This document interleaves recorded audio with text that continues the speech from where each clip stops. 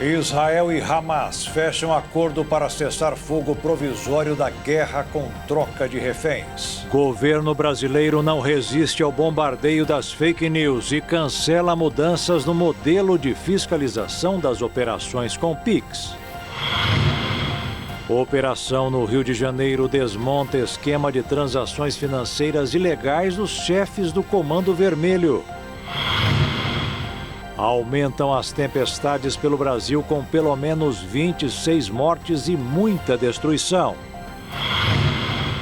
Presidente afastado da Coreia do Sul vai ficar em solitária depois de ser preso e dizer que lei marcial não é crime. Preço do café dispara e atinge o valor mais alto em quase 50 anos. Para quem pretende tomar ou comer um chocolate, a vida também não está fácil com o aumento das cotações do cacau. E Comissão Internacional de Especialistas sugere que tamanho da barriga ganhe destaque na definição e tratamento da obesidade. É a partir de agora no Jornal das 22.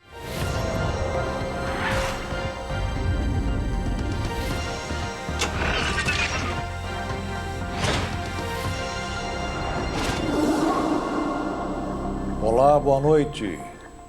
Centenas de habitantes de Gaza saíram às ruas, celebrando e cantando com a notícia de um cessar-fogo. O acordo ainda não foi formalmente anunciado, mas prevê uma fase inicial de 6 semanas. Os negociadores chegaram a um acordo faseado na quarta-feira para acabar com a guerra em Gaza entre Israel e o Hamas. Após 15 meses de conflito, que matou dezenas de milhares de palestinos e inflamou o Médio Oriente. O acordo, que segue a meses de negociações intermitentes, conduzidas por mediadores egípcios e catarianos, com o apoio dos Estados Unidos. A mediação de cooperação de paz segue pouco antes da posse do presidente eleito dos Estados Unidos, Donald Trump, em 20 de janeiro. O acordo, que ainda não foi formalmente anunciado, prevê uma fase inicial de cessar-fogo de 6 semanas e inclui a retirada gradual das forças israelitas da faixa de Gaza e a libertação de reféns detidos pelo Hamas em troca de prisioneiros palestinianos detidos por Israel. Em uma rede social, o presidente eleito, Donald Trump, disse que um acordo foi alcançado para libertar reféns mantidos em Gaza. Este acordo de cessar-fogo épico só poderia ter acontecido como resultado da nossa vitória histórica em novembro, pois sinalizou para todo o mundo que a minha administração procuraria a paz e negociaria acordos para garantir a segurança de todos os americanos e dos nossos aliados. Estou emocionado. Os reféns americanos e israelenses voltarão para casa para se reunirem com suas famílias e entes queridos. O primeiro-ministro do Catar, Sheikh Mohammed bin Abdulrahman Al Thani, disse que os negociadores chegaram a um acordo. O ministro das Relações Exteriores de Israel, Gideon Saar, disse que estava encurtando uma visita à Europa e voltando a Israel durante a noite para participar das votações do Gabinete de Segurança e do governo sobre o acordo. O que significa que as votações provavelmente ocorreriam até quinta-feira.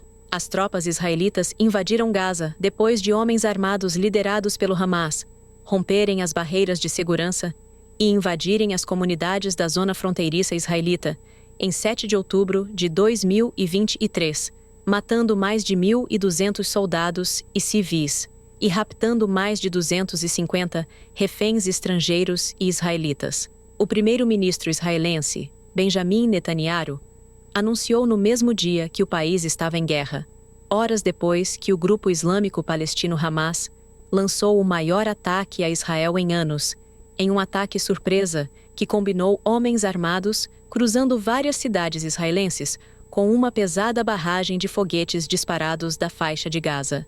Alguns líderes mundiais condenaram o ataque do Hamas, temendo que os combates se transformassem num grande conflito regional.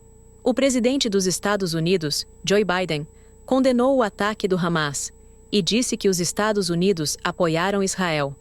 Desde então, a guerra aérea e terrestre de Israel em Gaza matou mais de 46 mil pessoas, segundo dados do Ministério da Saúde de Gaza, e deixou o enclave costeiro num terreno baldio de escombros, com centenas de milhares de pessoas deslocadas, que lutam contra o frio do inverno em tendas e abrigos improvisados. O acordo entrará em vigor no próximo domingo, 19 de janeiro, um dia antes do presidente eleito, Donald Trump, tomar posse na Casa Branca. A primeira fase terá duração de 42 dias e incluirá um cessar-fogo e a retirada das forças israelenses para o leste, longe das áreas povoadas. Este acordo interromperá os combates em Gaza, aumentará a assistência humanitária tão necessária aos civis palestinos, com a notícia de um cessar-fogo entre as partes. Isso, por sua vez, poderá acalmar as tensões em todo o Médio Oriente, onde a guerra provocou conflitos na Cisjordânia ocupada por Israel, no Líbano, na Síria, no Iêmen e no Iraque, e levantou receios de uma guerra total entre os arqui-inimigos regionais, Israel e o Irão. A Confederação Israelita do Brasil, principal representante da comunidade judaica no país, divulgou uma nota celebrando o cessar-fogo entre Israel e Hamas após 467 dias de guerra. Na nota, a CONIB manifestou alegria e alívio com a libertação dos reféns israelenses mantidos pelo Hamas. E hoje foi dia de uma nova operação no Complexo do Alemão, no Rio de Janeiro. Além de prisões de chefes e operadores do Comando Vermelho, os policiais desmantelaram o esquema de transferência de 21 milhões e meio de reais obtidos ilegalmente. Agentes das polícias civil e militar do Rio de Janeiro cumpriram 14 mandados de prisão no Complexo do Alemão e em outras regiões do Rio, em uma mega operação realizada com o objetivo de desarticular o núcleo financeiro do Comando Vermelho na comunidade. A Operação Torniquete teve como alvos, nesta primeira fase, familiares e operadores do fundo financeiro da facção criminosa, conhecido como Caixinha do CV. O esquema foi descoberto pelo Laboratório de Tecnologia contra a Lavagem de Dinheiro. As investigações revelaram que, através dele, os criminosos chegaram a movimentar milhões de reais oriundos de atividades ilícitas. A operação conjunta no Complexo do Alemão contou com uma aeronave da Polícia Militar, 10 blindados e 12 batalhões que cercaram a área. Moradores relataram troca intensa de tiros e barricadas para impedir o avanço das equipes. A ação resultou na prisão de 6 pessoas, dentre elas, a maioria mulheres. O estado de Rondônia está enfrentando uma onda de violência. A facção criminosa Comando Vermelho já incendiou 26 ônibus desde segunda-feira. A prefeitura da cidade chegou a pedir a ajuda do Exército. A Força Nacional enviou agentes para a capital Porto Velho. Segundo a Polícia Militar, a retaliação está acontecendo em resposta à Operação Aliança pela Vida, Moradia Segura, que aconteceu no final de dezembro em 2 condomínios de habitação popular, o Morar Melhor e o Orgulho do Madeira. Organizações criminosas como o Primeiro Comando da Capital e o Comando Vermelho atuariam no condomínio. Desde então, mais de 20 pessoas foram presas. Em uma das ações, um dos líderes do Comando Vermelho foi morto. Neste domingo, dia 12, o policial militar Fábio Martins foi assassinado com 6 tiros na cabeça dentro do residencial Orgulho do Madeira, onde ele morava. A morte do agente gerou uma mega operação no Orgulho do Madeira, que teve início nessa segunda-feira. Logo depois que a polícia entrou no residencial, começou os ataques contra os ônibus. Os criminosos já queimaram mais de 26 ônibus em todo o estado, 20 na capital Porto Velho. Além dos ônibus, os criminosos queimaram um carro de um morador e tentaram colocar fogo em uma viatura. As linhas de transporte público da capital estão suspensas desde segunda-feira. A companhia de ônibus municipal chegou a anunciar o retorno da frota para hoje, mas voltaram atrás. De acordo com a Secretaria Municipal de Trânsito, Mobilidade e Transportes, as empresas chegaram a operar com 50% da frota na parte da manhã desta terça-feira, mas os serviços foram paralisados a pedido do Sindicato dos Trabalhadores de Transporte Urbano de Rondônia. O presidente do sindicato disse que foi solicitado o recolhimento das frotas após a tentativa de incêndio na linha Norte-Sul e após novas ameaças. Mesmo com a ajuda da Força Nacional, A onda de violência não diminuiu. O Ministério da Justiça e Segurança Pública informou que enviou nesta quarta-feira mais tropas para o estado, onde os agentes atuarão pelos próximos 90 dias. O ministro da Justiça, Ricardo Lewandowski, apresentou hoje a nova versão da proposta de emenda à Constituição para a União ajudar os estados no combate ao crime. O texto da PEC, que foi desenvolvido no ano passado, passou por mudanças a pedido dos governadores. No novo texto, o ministro deixa mais clara a autonomia dos estados sobre o tema, a atuação da Polícia Rodoviária Federal como polícia ostensiva e a possibilidade de que o Conselho Nacional de Secretários de Segurança Pública tenha membros da sociedade civil. A primeira versão da proposta buscava conferir à União competência para estabelecer diretrizes gerais quanto à política de segurança pública e defesa social, mas houve críticas de governadores. A intenção é que o texto, agora, seja enviado ainda nesta semana ao Palácio do Planalto. Não há data para que seja encaminhado ao Congresso Nacional. E para tranquilizarmos os governadores, nós vamos colocar expressamente na Constituição, temos um parágrafo único que vem logo depois das competências que estamos, então, outorgando, ou pensamos que podemos outorgar depois da aprovação do Congresso Nacional à União, nesta matéria, estamos consignando com todas as letras o seguinte, que as competências atribuídas à União, nos incisos, enfim, que são mencionados aqui no texto, não excluem as competências comum e concorrente dos demais entes federados. Então, em termos de segurança pública, defesa social e sistema penitenciário, os estados, o Distrito Federal e também os municípios, naquilo que lhes competem, continuarão a exercer as competências comuns e concorrentes. Mas mais importante do que isso, para garantir realmente que a União não tem nenhum interesse em ingerir na gestão das polícias locais, nós estamos escrevendo aqui com todas as letras que esta competência ou essas competências atribuídas à União não restringirão a subordinação das polícias militares, civis e penais e a dos corpos de bombeiros militares aos governadores dos estados e do Distrito Federal. A proposta exige que a União ouça o Conselho Nacional de Segurança Pública e Defesa Social, composto por integrantes dos estados e representantes da sociedade, para a discussão da Política Nacional de Segurança Pública e Defesa Nacional. Diferentemente também do anunciado no primeiro texto, a proposta prevê que a Polícia Rodoviária Federal será chamada de Polícia Viária Federal. Quando autorizada pelo Ministério da Justiça, a corporação poderá atuar em situações de calamidades públicas.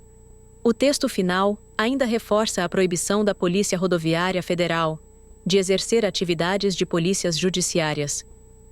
A proposta também cita que as corregedorias das forças de segurança terão autonomia para o trabalho de correição.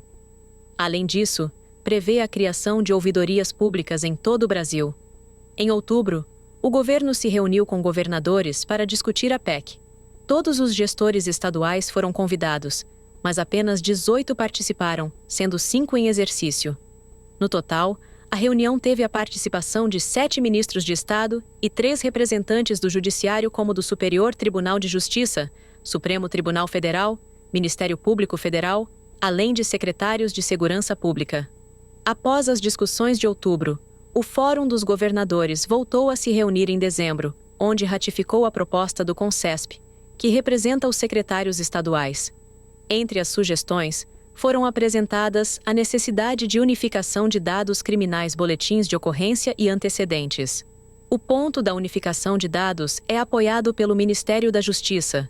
No entanto, deve ser abordado após a aprovação da proposta de emenda à Constituição. A PEC também propõe constitucionalizar os Fundos Nacional de Segurança Pública e o Fundo Penitenciário Nacional, criando o Fundo Nacional de Segurança Pública e Política Penitenciária. Assim como é hoje, os recursos não podem ser contingenciados. E veja a seguir, governo brasileiro não resiste ao bombardeio das fake news e cancela mudanças no modelo de fiscalização das operações com PIX, que aumentam as tempestades pelo Brasil com pelo menos 26 mortes e muita destruição.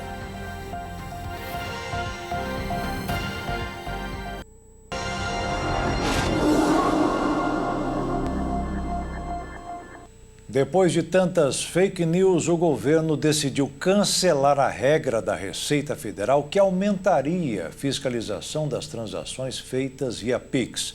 A medida será reformulada. Antes mesmo de tomar posse, do novo ministro da Secretaria de Comunicação Social da Presidência da República, Sidônio Palmeira, encomendou às agências encarregadas da comunicação do governo uma campanha de esclarecimento sobre as novas regras de monitoramento da receita de transações por Pix. As notícias falsas que têm circulado nos últimos dias sobre a cobrança de impostos sobre transações por Pix. De acordo com relatos levados ao governo, alguns pequenos comerciantes passaram a recusar pagamento via Pix, exigindo dinheiro vivo. O ministro da Fazenda, Fernando Haddad, afirmou nesta quarta-feira que o governo vai revogar a norma da Receita Federal, que amplia a fiscalização sobre transações de pessoas físicas, via Pix, que somarem ao menos R$ 5.000 por mês. Na sequência, vai editar uma medida provisória para reforçar o que já está na legislação a respeito deste tema. O Banco Central acaba de divulgar um dado mostrando a sazonalidade da queda do Pix em janeiro na comparação com dezembro. Então é natural que aconteça isso. E quando foram verificar se essa queda era proporcional aos anos anteriores, se verificou que sim. Então, efetivamente, eu até poderia dizer que o prejuízo foi maior, mas na verdade a queda foi sazonal. Mas isso não significa que não deu dor de cabeça para as pessoas. A dor de cabeça para as pessoas foi instalada no país. Eu acredito que o presidente Lula, com muita sabedoria, nos chamou aqui, olha, eu quero acabar com essa mentira. Deputados governistas criticam o Ministério da Fazenda e afirmam que ele deveria ter pensado nas consequências da medida antes de colocá-la em vigor. As novas regras entraram em vigor no início do ano e determinam que operadoras de cartão de crédito e instituições de pagamento, como bancos digitais, deverão notificar à Receita Federal operações que ultrapassem o montante de R$ 5.000 por mês para pessoas físicas e R$ 15.000 mensais, no caso de pessoas jurídicas.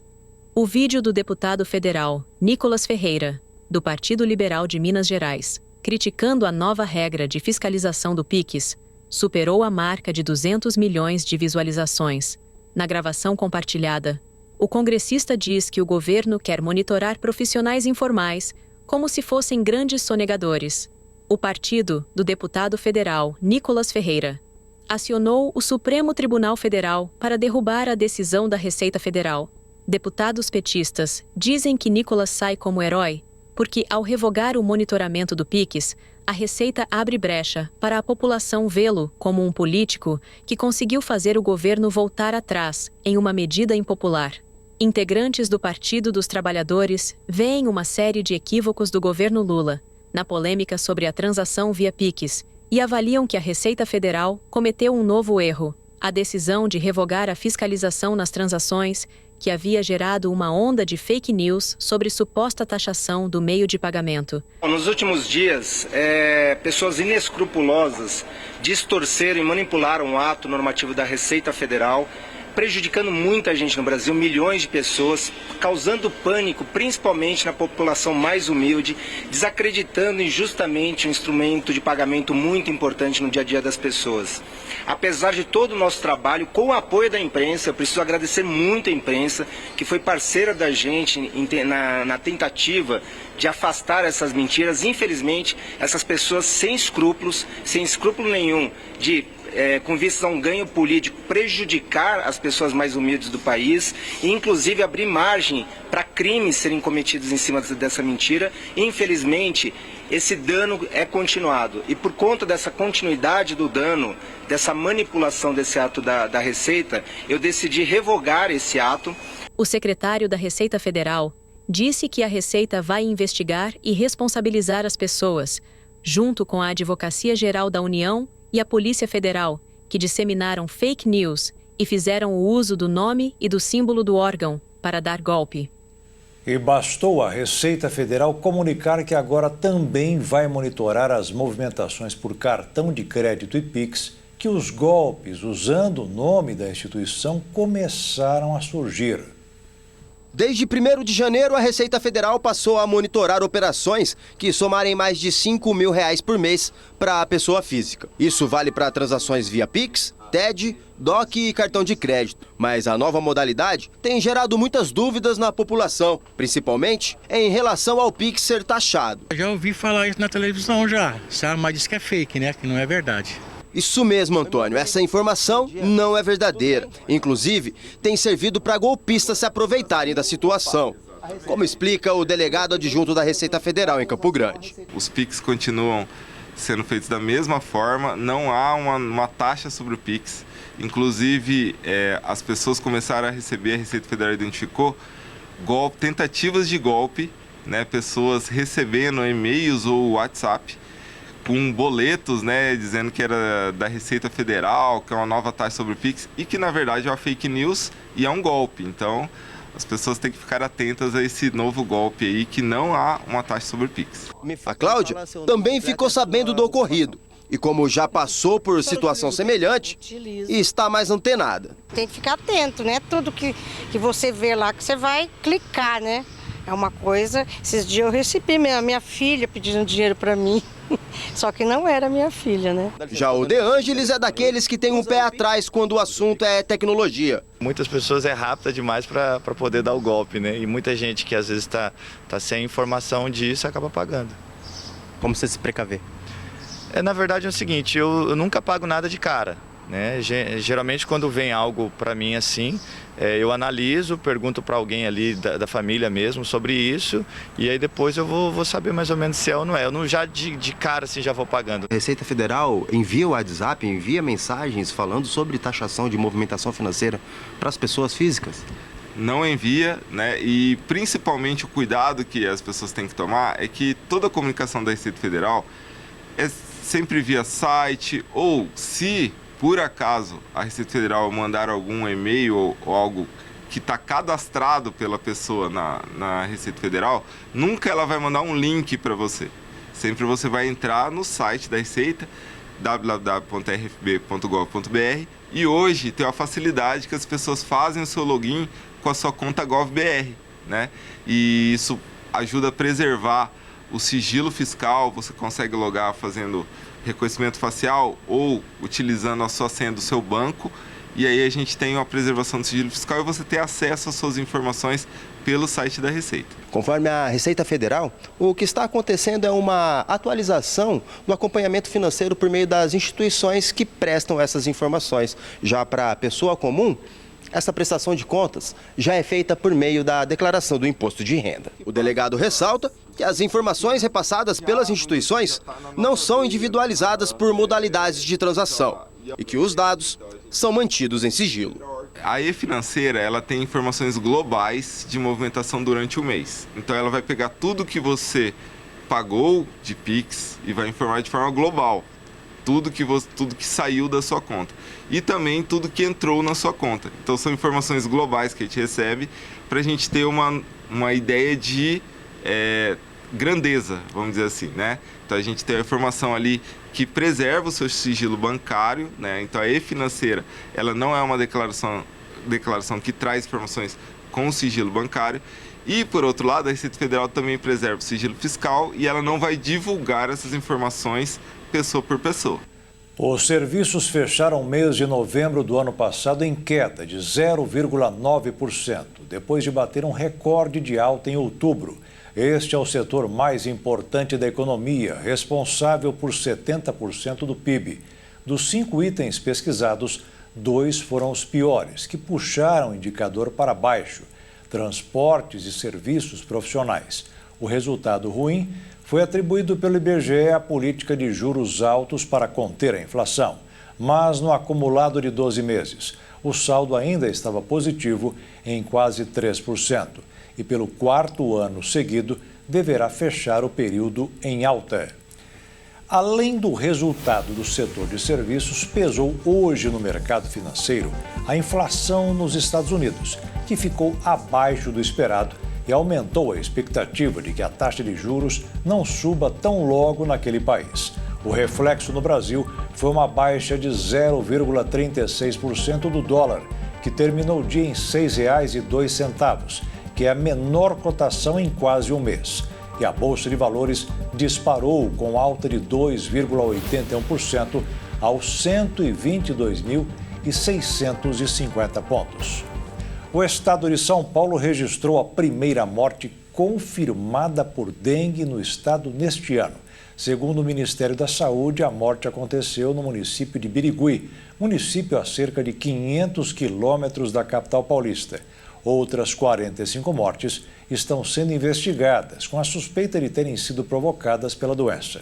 Este ano, já foram registrados 28.400 casos de dengue no estado de São Paulo, 73% a mais do que em 2024.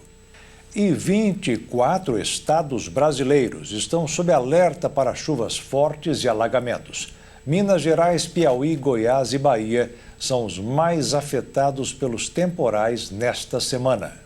O Instituto Nacional de Meteorologia emitiu 3 alertas para esta quarta-feira, sendo 2 de perigo potencial na cor amarela e 1 de perigo na cor laranja. As chuvas intensas que vêm atingindo grande parte do país nos últimos dias têm causado estragos. Nesta semana, Minas Gerais, Goiás, Bahia e Piauí registraram alagamentos e alguns deles mortes em decorrência das tempestades. A previsão é de que 24 estados e o Distrito Federal devem enfrentar chuvas fortes. Um novo boletim emitido pela Defesa Civil de Minas Gerais, nesta quarta-feira, informou que aumentou o número de mortes em decorrência das chuvas. A última foi registrada na cidade do Cerro, na região central. Em todo o estado, mais de 50 cidades estão em situação de emergência e 4 em calamidade pública. Desde o início do período chuvoso, em 27 de setembro de 2024, o estado tem 354 desabrigados e 3.270 desalojados. O município mais atingido pelos temporais é Ipatinga, na região do Vale do Aço, onde, desde o último domingo, foram registradas 10 mortes. Ao todo, 130 pessoas ficaram desabrigadas e 400 desalojadas. Em Goiás, ruas viraram rios, um carro foi engolido pela água e casas ficaram inundadas durante as fortes chuvas que caíram no estado desde o último domingo. De acordo com o Climatempo, Goiânia registrou o segundo maior volume de chuva da história, com a marca de 135 mililitros de precipitação. O último registro que supera este número foi feito entre os dias 8 e 9 de dezembro de 2005, com 136 mililitros. Os dados foram divulgados pelo Climatempo, com base em informações do Instituto Nacional de Meteorologia.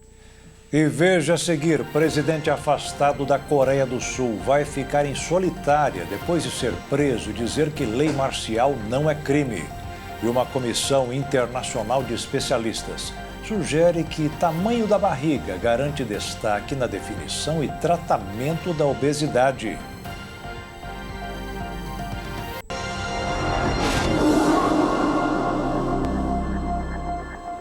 Subiu para 84 o número de pessoas mortas resgatadas depois do desabamento de uma mina ilegal de ouro na África do Sul. Um vídeo mostrou os mineradores vivendo em meio a corpos em decomposição. Não se sabe quantas pessoas ainda estão na mina de ouro, que tem quase 2 quilômetros de profundidade. A expectativa é que centenas de pessoas, incluindo vários imigrantes, ainda estejam no local, que é um dos pontos de extração de ouro mais profundos do país. A operação, que teve início na segunda-feira, encerra um cerco de meses promovido pelas forças de segurança para coibir as atividades ilegais no local. Segundo organizações da sociedade civil, a polícia bloqueou o acesso à água e comida da mina, em uma tentativa de forçar os mineradores a saírem do local, mas devido à situação debilitada da maioria, muitos não conseguiram sair e morreram. Muitos são trabalhadores sem documentos e vêm de outros países da África. O governo sul-africano se recusou a começar o resgate, alegando que os mineradores poderiam sair quando quisessem. A operação para a retirada dos garimpeiros só aconteceu após uma decisão judicial na última semana. O argumento das autoridades foi reforçado pelo ministro de Minas do país, Gwede Mantashe. Segundo ele, a mineração ilegal custou à África do Sul mais de 3 bilhões de dólares no ano passado. A tensa situação entre a Rússia e a Ucrânia virou um verdadeiro toma lá da cá. Após o bombardeio do dia anterior, a Rússia revidou hoje, lançando mais de 40 mísseis contra o país rival. A ofensiva provocou cortes de energia em diversas regiões da Ucrânia. Um dia após sofrer o maior ataque aéreo desde o início da guerra, a Rússia contra-atacou. Segundo a Força Aérea Ucraniana, foram mais de 100 mísseis drones lançados em várias regiões do país, inclusive sua capital, Kiev. O alvo principal foram as instalações de gás e energia, que interromperam suas atividades mesmo durante um rigoroso inverno, onde as temperaturas estão abaixo de zero. Durante o ataque, o país alertou seus moradores para buscarem abrigo em estações de metrô subterrâneas. Segundo o Ministério de Energia, foram impostos apagões de emergência em diversas cidades como medida de precaução, mas a energia logo foi restabelecida. No entanto, a rede elétrica foi extremamente danificada pelos ataques frequentes. As autoridades não tiveram alternativa a não ser buscar outras formas de conseguir energia para prevenir uma crise. Os ataques de mísseis e drones são uma característica da guerra que dura quase 3 anos. O atual presidente dos Estados Unidos, Joe Biden, autorizou em novembro do ano passado o uso de mísseis pela Ucrânia. Desde então, o país já realizou inúmeros ataques com esses armamentos.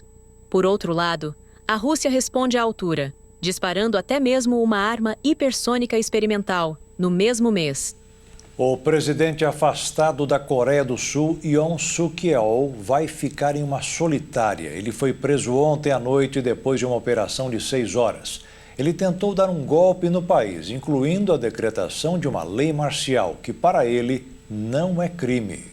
Cerca de 6.500 apoiadores de Yoon se posicionaram na frente da casa do presidente afastado para dificultar a operação. Segundo a agência de notícias estatal, os simpatizantes formaram uma espécie de corrente humana. Utilizaram, inclusive, arames farpados para dificultar a passagem das autoridades. Os advogados do presidente afastado tentaram uma negociação, mas os investigadores sul-coreanos disseram que iriam cumprir o mandado.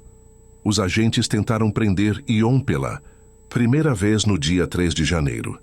Naquele dia, foram impedidos de entrar por cerca de 200 seguranças e guardas militares, além de apoiadores que estiveram presentes diante da residência oficial.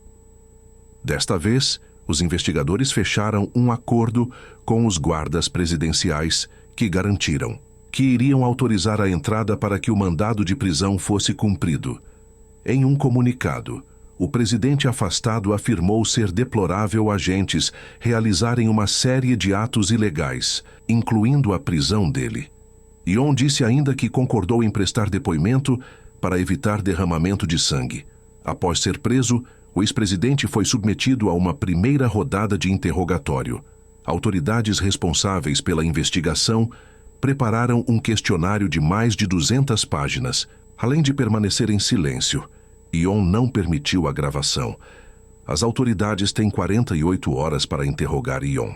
Após isso, deverão solicitar um mandado de prisão para detê-lo por até 20 dias ou liberá-lo durante a custódia.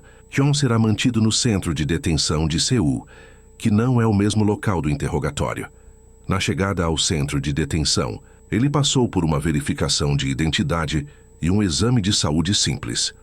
Na prisão onde está, os detidos acordam às 6h30 da manhã e dormem após as 9 horas da noite. Em dezembro, o Congresso aprovou a abertura de um processo de impeachment contra Yoon. Desde então ele está afastado e a Suprema Corte está analisando se ele deve perder o cargo de forma definitiva. Horas após ser preso, o presidente afastado publicou uma carta escrita à mão em suas redes sociais. Na manifestação, sua primeira após a prisão, Yoon se dirigiu ao povo sul-coreano e afirmou que a lei marcial não é um crime. Destacou que a lei marcial é um exercício da autoridade presidencial para superar uma crise nacional, escreveu o ex-líder coreano.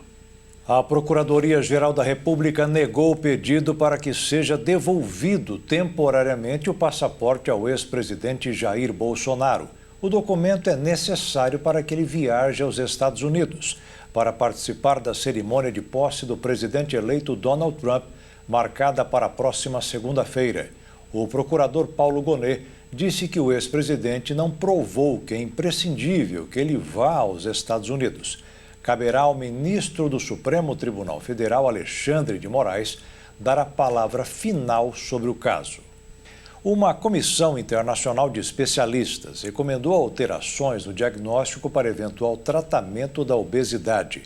O percentual de gordura no corpo e o tamanho da barriga passariam a ser os principais vilões do distúrbio, que afeta 2 em cada 4 brasileiros. Uma comissão internacional de especialistas em obesidade divulgou novas diretrizes no renomado periódico médico The Lancet, propondo mudanças significativas no diagnóstico e no tratamento dessa condição, que afeta 2 a cada 5 brasileiros e pode atingir 1 bilhão de pessoas globalmente. O documento sugere substituir o índice de massa corporal como o principal critério diagnóstico por métodos mais personalizados, como a análise do percentual de gordura e a medição da circunferência abdominal. A principal novidade é a distinção entre obesidade clínica e a pré-clínica, que orientará a prioridade e as estratégias de tratamento. Para os casos clínicos em que há maior risco de complicações graves, recomenda-se a adoção imediata de intervenções avançadas, como tratamentos cirúrgicos e o uso de medicamentos de última geração. Já na obesidade pré-clínica, a abordagem incluirá monitoramento contínuo e medidas para evitar a progressão da doença, como mudanças no estilo de vida, dieta equilibrada e a prática regular de exercícios. A gravidade dos casos será determinada por um conjunto de 18 sinais e sintomas relacionados ao acúmulo de gordura corporal. Entre eles estão problemas metabólicos, alterações hepáticas, dificuldades respiratórias, apneia do sono e comprometimento cardíaco. Essa avaliação detalhada permitirá priorizar pacientes em situações mais críticas, de forma semelhante ao sistema de filas de transplante, onde os casos mais urgentes recebem atendimentos antes. O parecer endossado por representantes de 75 entidades médicas de diversos países, reafirma a obesidade como uma doença em si e não apenas um fator de risco. Ela também destaca a importância do acompanhamento especializado para todos os pacientes com tratamento adaptado às particularidades de cada caso. Essa nova abordagem busca melhorar a qualidade de vida dos pacientes e aumentar a eficácia das intervenções, chamando a atenção para a necessidade de políticas de saúde que considerem a obesidade de maneira mais abrangente e individualizada. E veja a seguir, preço do café dispara e atinge o valor mais alto em quase 50 anos. E para quem pretende tomar ou comer um chocolate, a vida também não está fácil, com o aumento das cotações do cacau.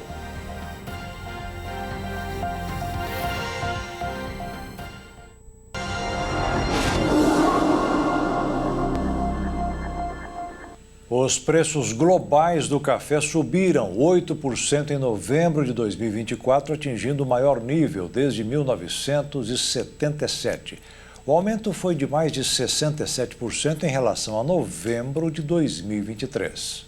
O café é uma das bebidas mais amadas pelos brasileiros. Faz parte da rotina de muitos, seja para começar o dia ou dar aquele empurrãozinho à tarde. Infelizmente, tem se tornado cada vez mais difícil tomar a bebida. O café moído já registra alta de 33% em 2025, segundo o IBGE. A vendedora Sidna observou que mesmo com o preço alto, os clientes não abrem mão do café arábica. Não teve um abalo nas vendas, graças a Deus, mas diminuiu assim, a quantidade. Pessoas que levavam 1 quilo, tá levando meio tá levando 250 gramas, leva só os R$10, né? Mas até pra gente mesmo foi um susto, porque assim, dentro de um mês tiveram assim, de 2 a 3 aumentos. Tava de 35, depois foi para 42, para 48 e hoje a gente está trabalhando com ele no valor de R$55. Esse valor era qual quantidade? De 55, hoje está sendo 1 quilo, né? E antigamente era 1,5 kg. Nos últimos 10 dias, os preços subiram entre 5% e 7%. E a BIC prevê um novo reajuste, até 15%, na segunda quinzena de janeiro. O balanceiro Igor Max relata que os aumentos vêm ocorrendo de forma gradativa e ele está sentindo no bolso. Eu trabalho numa área que acordo 4 horas da manhã, né, para pesar os caminhões de melancia. E lá vende muito cafezinho. Era R$1, hoje vai para R$2 o café lá. Então é uma coisa que a gente está vendo, sentindo, né? Que tem que passar para o consumidor. E quem gosta de café não fica sem. Era R$10, acho que foi para 15 agora.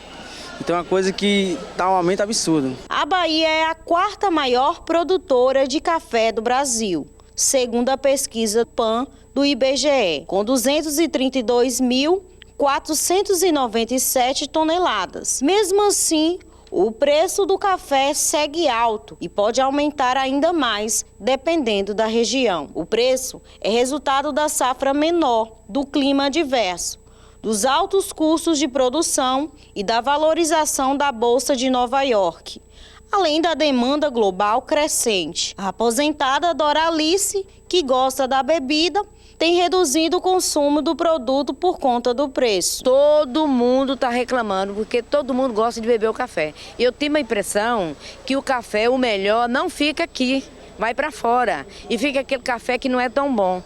Mas mesmo assim, aquele que não é tão bom está muito caro também. Há 14 anos, o vendedor ambulante Jomilson trabalha nas ruas vendendo lanches. E o carro-chefe é o café. Mesmo com a alta no preço, ele opta por reajustes mínimos para garantir as vendas. O ano passado, mesmo com o aumento, eu mantive o mesmo preço. Meu aumento foi esse ano mesmo. O ano passado eu estava vendendo um cafezinho a R$1, esse ano que eu comecei a vender de R$1,50. O pessoal gosta do café, não fica sem, né? O café é o carro-chefe da cidade, né? Da pessoa. Acordou de manhã cedo, tem que tomar um cafezinho. O seu café, como que tem sido assim, o pessoal gosta? Eu acredito que sim, né? Eu vendo bem todo dia, eu acho que eu adoro. Eu só trabalho com café da melhor qualidade, né? Mesmo estando caro. O preço do pacote do café de 250 gramas está chegando a custar entre 12 e 15 reais. Seu Edson gosta de um cafezinho. A gente toma café direto aí, porque muita gente, uma garrafa de café não dá nem para...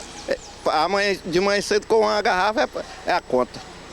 Com esse aumento vai ficar difícil? Agora vai ficar difícil. A gente tem que tomar chá, fazer chá de vacideira, capim da lapa, para economizar o café. E o preço dos chocolates em barra e dos bombons no Brasil subiu mais que o dobro da inflação no ano passado. A alta dos preços foi causada por questões climáticas, além da valorização do dólar. A alta é a maior desde janeiro de 2023. À época, a variação acumulada em 12 meses era de 13,61%. A disparada das cotações do cacau, matéria-prima do chocolate, é apontada como a principal explicação para o avanço dos preços das barras e dos bombons. Segundo a Associação Brasileira da Indústria de Chocolates, Amendoim e Balas, a ABICAB, o fenômeno El Niño devastou plantações de Gana e Costa do Marfim, países da África responsáveis por 70% da produção de cacau. Por conta desses fatores, o preço da tonelada na Bolsa de Nova York subiu para a faixa de $10.500, o equivalente a R$ 63.500 em 2023. No início da crise, a tonelada do cacau estava cotado em $2.500, destacou a associação. Apesar dessa alta expressiva, nem todo aumento é repassado ao consumidor, indicou a entidade. Na realidade, a disparada do dólar e os reflexos sobre as cotações do cacau ainda não impactaram nos preços dos chocolates nas prateleiras dos supermercados. Apesar do consumidor desembolsar mais, os produtores de cacau do sul da Bahia comemoram o aumento das cotações do cacau e projetam investimentos. O estado foi o principal produtor da amêndoa em 2023, de acordo com dados do IBGE. A ABICAB afirmou que os fabricantes de chocolates dispõem de reservas de cacau. A entidade garantiu que as indústrias associadas acompanham as oscilações de mercado e estão se preparando para suprir uma possível demanda do produto. A Prefeitura de São Paulo construiu um muro de 40 metros de extensão em torno da Cracolândia, no centro de São Paulo. Segundo a administração municipal, a medida visa melhorar o atendimento dos usuários e facilitar o trânsito de veículos. O muro que a Prefeitura de São Paulo construiu na Cracolândia, no centro da cidade, delimita a área em que os usuários de drogas ficam. Apesar disso, a administração municipal disse que entre janeiro e dezembro de 2024, houve redução do número de pessoas no local, em média, de 73%. Em compensação, outras regiões da capital registraram o surgimento de aglomerações de dependentes químicos. Para a prefeitura, o muro deve melhorar o atendimento dos usuários, garantir mais segurança para as equipes e facilitar o trânsito de veículos. A construção, de cerca de 40 metros de extensão e 2,5 metros de altura, fica na Rua General Couto Magalhães, na região da Santa Ifigênia, perto da Estação da Luz. A prefeitura disse que gastou R$95 mil para construir o muro que cerca a Cracolândia. Os usuários se aglomeram atrás dele, em uma área que também é cercada com gradis pela gestão municipal, na Rua dos Protestantes. Os gradis vão até a Rua dos Gusmões. Com o muro e os gradis, a região vira um triângulo cercado. Em tese, os usuários são livres para sair e entrar no local, mas, segundo ativistas, são direcionados pelos guardas civis sempre para a mesma área. Para entrar no cerco, eles passam por revistas que seriam para retirar coisas ilícitas. E hoje é um dia em que muitos brasileiros nem eram nascidos, mas colhem os frutos da democracia. Faz 40 anos que a ditadura militar acabou e um mineiro chamado Tancredo Neves fez a transição do tempo da linha dura para o das divergências naturais, mas livres. Em 1985, o Brasil elegeu de forma indireta Tancredo Neves como presidente da República. Essa eleição marcou o fim de uma sequência de 5 governos militares, encerrando oficialmente a ditadura iniciada com o golpe de 1964. Apesar da relevância desse episódio, havia um sentimento de frustração, pois a proposta de eleições diretas defendida pela campanha Direta Já havia sido rejeitada pelo Congresso meses antes. Tancredo foi eleito por um colégio eleitoral composto por deputados, senadores e delegados estaduais, derrotando Paulo Maluf, à época candidato do PDS. No entanto, ele não assumiu a presidência. Na véspera de sua posse, em 14 de março de 85, Tancredo foi internado com suspeita de apendicite e o cargo foi transferido para o seu vice, José Sarney. Tancredo faleceu em 21 de abril sem ter governado. A eleição de Tancredo é compreendida como um marco na transição entre o autoritarismo e a democracia, que se tornaria oficial com a Constituição de 88 e a eleição direta em 89.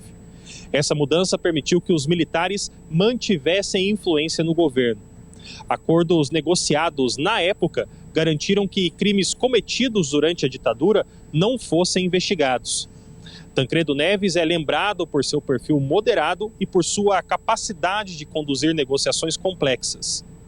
Especialistas destacam que, em um cenário de eleições diretas, outros líderes como Ulisses Guimarães, Leonel Brizola ou até mesmo Luiz Inácio Lula da Silva poderiam ter despontado como candidatos mais populares, mas também mais polarizadores. A alteração liderada por Tancredo e depois por José Sarney ajudou a evitar confrontos e permitiu um processo gradual de reconstrução democrática. Esse modelo influenciou o estilo de governança no Brasil, que passou a demandar negociações amplas entre diferentes setores políticos e militares. A transição democrática no Brasil é marcada por uma sequência de eventos que iniciou na abertura política em 74, o fim dos atos institucionais em 79, o movimento das Direta Já, a eleição indireta de 85 e, finalmente, a promulgação da Constituição de 88. E o Jornal das 22 termina aqui. Uma boa noite para você e fique na paz. Tchau.